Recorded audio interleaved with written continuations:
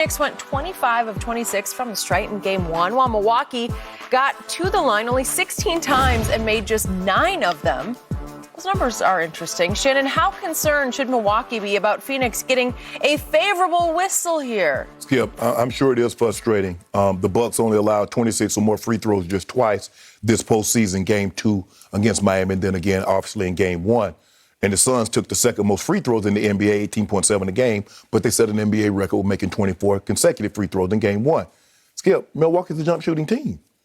The only person that really drives the ball is Giannis. Giannis shot 12 of their 16 free throws. Middleton was 5 of 12 from the 3. Ain't nobody fouling him on 3-point shots. Holiday was 0 for 4 from 3. Holiday has been playing terrible, Skip. He's shooting 28% from the 3. He's shooting 42% from the field. Why the hell am I going to foul you and put you on the free throw line when you shooting that bad? If you look at Brook Lopez, Skip, this is a jump shooting team. P.J. Tucker shot no free throws. Pete Tuck mainly shoots threes. Okay, I got no problem with that, Skip. But you're not going to, unless you foul him on it. Why would I foul P.J. Tucker on a 3-point shot? He's not Steph or Dame. You look at the guy, Lopez only took 2 free throws. He missed both of them. Chris Middleton took none. Skip, how you take 26 shots and not get fouled and not go to the free throw line? Because what are you doing? Everybody knows Chris Middleton shooting threes or he's shooting the mid-range. Well, I'm not fouling you on that, Skip. Okay, I'm gonna take my chances with those. I'm not fouling you on the bucket. Look at Portis. Portis didn't, and none of the rest of the guys shot free throws. So why are you upset when your team shooting threes, their jump shooting team, even though you're a big team, when Book putting his head down trying to get to the rim? When CP3 is trying to get close to the basket. DeAndre Ayton is right there around the basket, and you're fouling him. So you need to change. You should be frustrating that you play dumb basketball because a team with your size, you shooting threes like you're a small team. When you got size out the yin-yang, 6'11 Giannis, 7'1 Lopez, 6'10 Bobby Portis, 6'7", 6'8 Chris Middleton. And what you do? Jack up 3 after 3 after 3. So you shouldn't be mad at the officiating. You should be mad at yourself, bud, because you don't make the adjustments. You see how they call it, like, well, hell, they getting foul calls. They drive to the basket. Hey, how about y'all try to do what they do for a couple of possessions? Put your head down and try to get to the basket.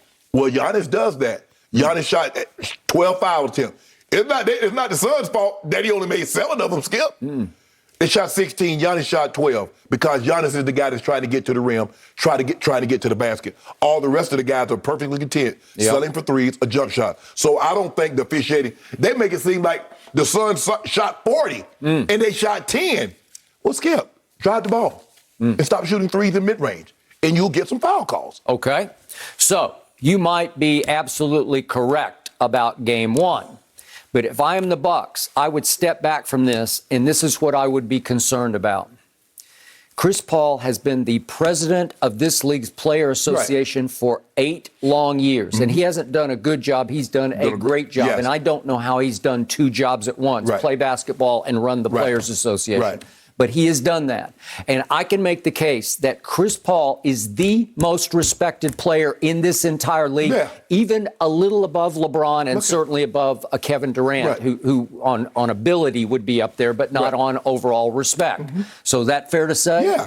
Monty Williams has been doing this for a long time as an assistant and a head coach. He, I can make the case, is as liked as any head coach in this league by other coaches and players. Yes, I agree. As we all know, way back, and I think it was 2012, he suffered that tragic loss of his wife in a tragic car wreck in Oklahoma City.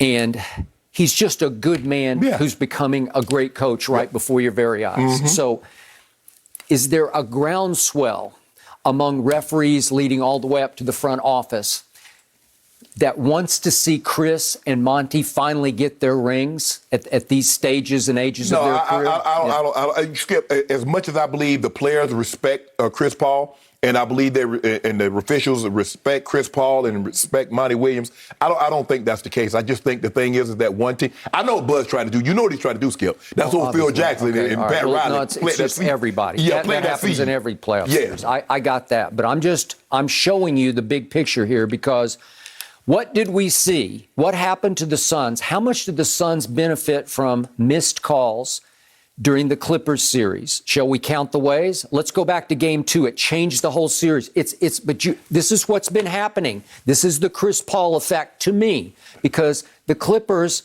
have a 1-point lead at the end of game 2 at Phoenix, and Mikal Bridges shoots his 3 and misses it pretty badly, and it goes clearly off the 7-footer's fingertips, DeAndre Ayton.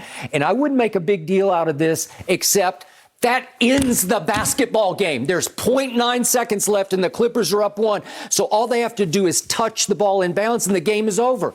Look who makes the call. Scott Foster, the head referee, has to duck behind Reggie Jackson, who steps and blocks obstructs his view. And he tries to call that the length. Well, let me finish. Down the length of the baseline? Are you kidding? Then, because Scott Foster is the head referee, they go review that call and they don't overturn it because they're protecting Scott Foster. And in the end, they're protecting Chris Paul because they know full well if you reverse that call, the game is over and it's 1-1 going back to Staples Center. That's the biggest missed call by far of the whole playoffs. That basically decided that series. You do realize in the first 2 games against the Clippers, Chris Paul didn't play. Okay. It's been abundantly clear. But what do we say about Chris Paul? What does Chris Paul say about Scott Foster? Scott Foster does not like me. Look how many games I've played. I'm just saying there's a new groundswell. And I'm about to get to one referee who I know for a fact does like Chris Paul, but I'm going to finish. Let's look at what happened at game 4. It became the turning point game of this series because it could have tied it at 2-2. Remember, it was the game in which it wound up 84-80 because down the stretch of the fourth quarter, neither team could buy a basket because in the fourth quarter, the Suns shot 4 of 19 at Staples while the Clippers shot 3 of 19. And remember, with 58.5 seconds left, Terrence Mann drives for a shot, if we can see that, drives in for a layup and makes it. And Mikal Bridges clearly just hacks him across the hands. It's an obvious and one slap call that you just have to make down the within. Okay, he just slaps him on the hand. That's an and one. It's going to be a crucial big point. Now, I can't guarantee he would have made the free throw, but I think he would have because that kid had been playing clutch for them all year long, right? Okay, then let's go down to 8 seconds left. It's a 1-point game at this point. There's that call. With one, this is the playoff campaign. Campaign wheels, and Batum just knocks the ball out of his hand, but off his hand. And you can see on the replay, it goes off Campaign's hand. Out of bounds. Look at Batum's face. Batum's played a lot of international basketball, and he's like, that's our ball. They're going to have a chance with 8 seconds left. They always do that. Okay. And what they've done is they've made a mockery of the last 2 minutes because everything now, go review it, and they're slowing the game down. Okay. The last 2 minutes take longer than the first 10 minutes. Okay, so that's a huge call because the Clippers are going to have a chance to go win the game if you give them the basketball at that point. And we had seen up in the previous game that same play get overturned off Devin Booker, remember? So let me ask you a question. So no one else, so only the Suns have gotten favorable calls or questionable calls this postseason. How about one more involving the man in question, Chris Paul? With 7 seconds left in that game 4, inbound to Chris Paul, and there's an anticipated foul call that does not happen because Paul George and Marcus Morris are there.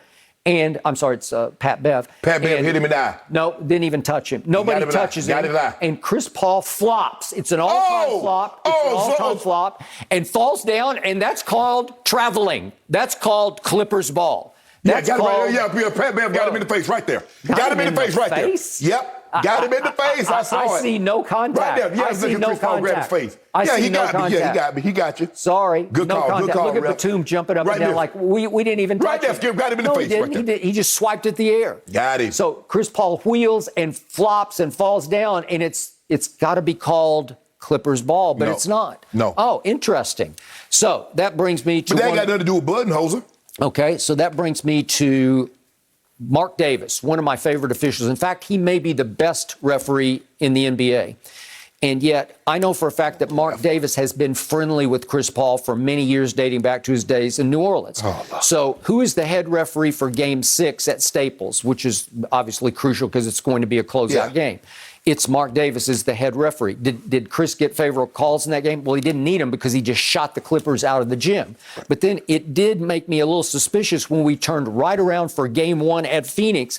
Guess who the head referee was in Game 1 at Phoenix? Is Mark Davis. Right. Does Chris play with a little more comfort zone with Mark Davis? Maybe, because they're very friendly. They've known each other very well for many years. Okay, so well, Skip, I mean, when you ref as long as some of these guys have, and Chris Paul's been in the league 16 years, you know all these guys. You know Scott Foster. You know Ed Malloy. Yep, you do. know Kane Fitzgerald. You know Sean Wright. You know Courtney Kirkland. Okay. You know all these guys, Skip. Bill Kennedy. Tony Brothers. Hell, I know him, and I ain't even playing. Garber.